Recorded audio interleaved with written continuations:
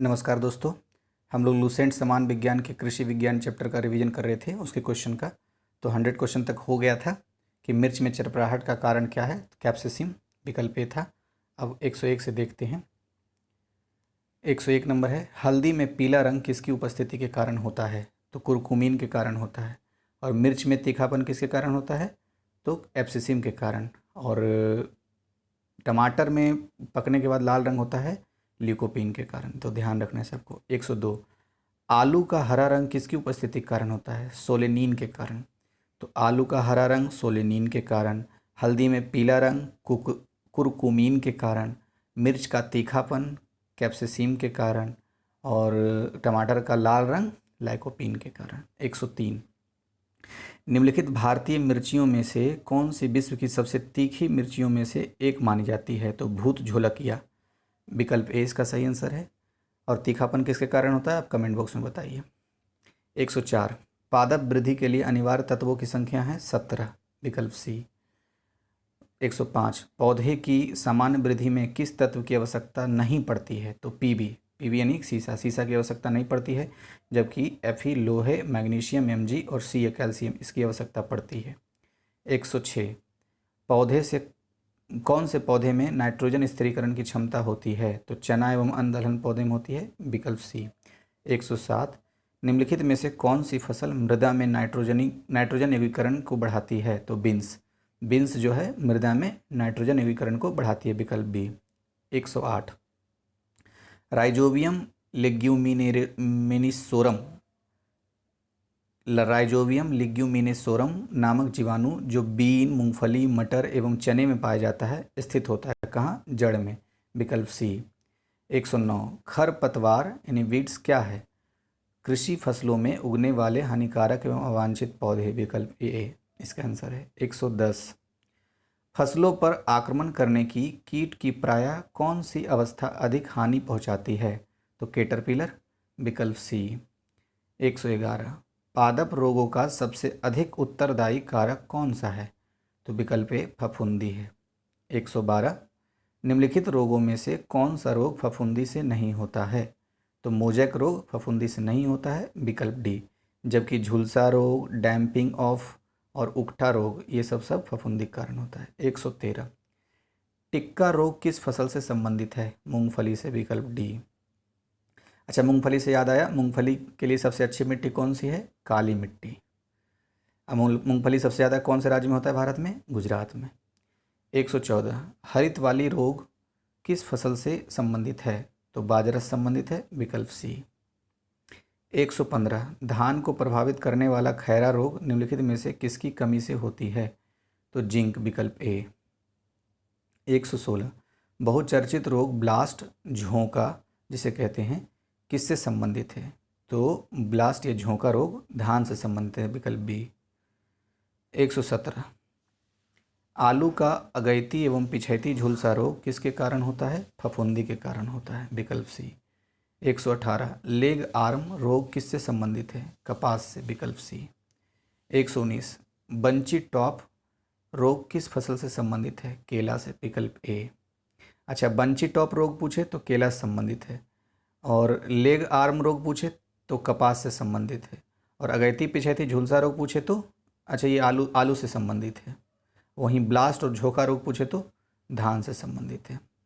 अच्छा, 120 number, red rot रोग किस फसल से संबंधित है? तो गन्ना से संबंधित है। एक बार फिर से थोड़ा शॉर्ट रिवीजन कर लेते हैं। रेड रॉट रोग गन्ना से संबंधित है, बंची टॉप रोग केला से संबंधित है, लेग आर्म रोग कपास से संबंधित, अगैती पिछैती रोग ये झुलसा रोग ये आलू से संबंधित, और ब्लास्ट या झोंका रोग धान से संबंधित है। नेक्स्ट क्वेश्चन 121 में चलते हैं। क्या है? निम्नलिखित में से कौन सा रोग गेहूं की फसल से संबंधित है? तो रस्ट रोग गेहूं से संबंधित है। सिट्रस कैकर क्या है? तो नींबू का रोग है। तो रस्ट रोग गेहूं का है, सिट्रस कैकर नींबू का रोग है। 123, गेहूं का काला कीट रोग किसके कारण होता है? तो विकल्प ए फफूंदी के कारण होता है। तो काला कीट रोग भी गेहूं का है, सिट्रस कैकर रोग नींबू का है, और रस्ट रोग भी गेहूं की फसल का है। अब 124, गन्ना का लाल सड़न रोग किसके कारण होता है? तो फफूंदी के कारण होता है। तो गन्ना का लाल सड़न रोग फफूंदी कारण विकल्प सी। 125 आलू का कृष्णकांत रोग किसकी कमी के कारण होता है? ऑक्सीजन की कमी के कारण होता है, विकल्प सी। 126 मटर में मार्स रोग का कारण है मैग्नीज की कमी, विकल्प बी। 127 सूची 1-2 से मिलाना है बीमारी और फसल, तो ब्लैक रस्ट रोग गेहूं का है, स्टेम रॉट रोग चावल का, वाइट रस्ट रोग सरसों का, अर्ली ब्लाइट रोग ये आलू का है। फिर से एक बार पढ़ देता हूँ, महत्वपूर्ण है। ब्लैक रस्ट गेहूं का, स्टेम रॉट चावल का, वाइट रस्ट तो सरसों का। अच्छा ध्यान रखना है, ब्लैक रस्ट गेहूं का, वाइट रस्ट सरसों का, और अर्ली ब्लाइट ये है आलू का, विकल्प बी आंसर है इसका।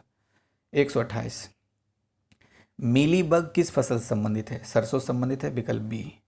129 गन्ने का नासी जीव कौन सा है? तो पिंक बोरर, एक विकल्प ए। 130 गंधी कीट किससे संबंधित है? धान से, विकल्प ए। 131 गुलाबी कीट किससे संबंधित है? तो कपास से संबंधित है, विकल्प सी।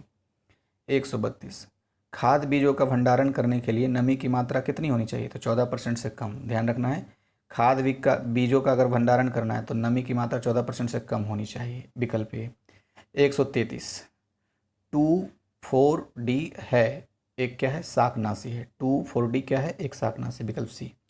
134 हरित क्रांति का अर्थ है कृषि की आधुनिक विधियों के प्रयोग द्वारा प्रति एकड़ फसल की उपज को बढ़ाना, विकल्प ए। 135 हरित क्रांति की सफलता से संबंधित वैज्ञानिक कौन से हैं? नॉर्मन बोरलॉग, विश्व स्तर पर से हरित क्रांति के पिता भी कहते हैं। अच्छा आपके लिए क्वेश्चन है कि भारत के हरित क्रांति के पिता किसे कहा जाता है? कमेंट बॉक्स में बताइए। 136 कृषि में हरित क्रांति के जन्मदाता कौन है? तो Norman E Borlaug. 137 Norman Ernest Borlaug जो हरित क्रांति के जनक माने जाते हैं किस देश के हैं? तो यूएसए के हैं। अच्छा अब 138 नंबर, भारत में हरित क्रांति निम्न में से किसके प्रयत्नों की परिणाम थी? तो एम.एस. स्वामीनाथन, विकल्प ए। फिर 139 भारत में हरित क्रांति के जन्मदाता कौन है? तो एम.एस. स्वामीनाथन। 140 भारत में हरित क्रांति की शुरुआत कब हुई? तो 1967 से 68 में हुई थी, विकल्प सी। 141 भारतीय हरित क्रांति की जन्मस्थली कौन सा है, कहाँ है? पंतनगर, विकल्प ए। 142 भारत में जब हरित क्रांति आरंभ हुई तो निम्नलिखित में से कौन से इससे संबंधित नहीं था? तो रफ़ी अहमद किदवई संबंधित नहीं थे, जबकि संबंधित कौन कौन थे? एम.एस. स्वामीनाथन, सी सुब्रमण्यम और इंदिरा गांधी। 143 दिए गए कूट की सहायता से हरित क्रांति घटक चुनिए।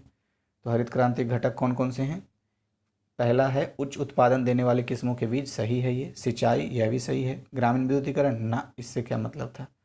और 4th नंबर ग्रामीण सड़कें व विपणन, तो 1, 2, 4 सही है, इसलिए विकल्प सी इसका आंसर हो गया। 144 हरित क्रांति में अधिक उपज देने वाली उन्नत बीजों का प्रयोग हुआ है जिनके लिए आवश्यक है तो अधिक उर्वरक तथा अधिक पानी, विकल्प डी। 145 हरित क्रांति की सफलता इनमें से किसकी उपलब्धता पर निर्भर करता है? तो रासायनिक उर्वरक एवं कीटनाशक, ये भी उपलब्ध होना चाहिए। पर्याप्त सिंचाई सुविधाएं, यह भी उपलब्ध होना चाहिए। बीजों की उच्च पैदावार किस्म, यह भी होना चाहिए, इसलिए तीनों सही है, विकल्प डी। 146 हरित क्रांति से भारत के कौन से राज्य सर्वाधिक लाभान्वित हुए हैं? तो पंजाब, हरियाणा और पश्चिम उत्तर प्रदेश, विकल्प सी। 147 उस राज्य को पहचानिए जहां सर्वप्रथम हरित क्रांति को प्रारंभ नहीं किया गया था। तो नहीं पूछा है, तो राजस्थान में सबसे पहले प्रारंभ नहीं हुआ था। सबसे पहले कहाँ कहाँ प्रारंभ हुआ था? पश्चिमी उत्तर प्रदेश, हरियाणा और पंजाब। 148 हरित क्रांति के दौरान किस खाद्यान्न के उत्पादन में सर्वाधिक वृद्धि हुई है? गेहूं की, विकल्प ए। 149 हरित क्रांति का मुख्य प्रभाव पड़ा अनाजों पर, विकल्प ए। 150 हरित क्रांति का संबंध मुख्यतः किस फसल से है? तो गेहूं से संबंधित है। तो इस वीडियो में 150 तक ही। अब नेक्स्ट वीडियो में मिलते हैं। आपको अच्छा लगा, मदद कर रहा है तो लाइक कीजिए। आप डिसलाइक भी करते हैं किंतु कारण जरूर बताइएगा ताकि मैं वीडियो में सुधार कर सकूं।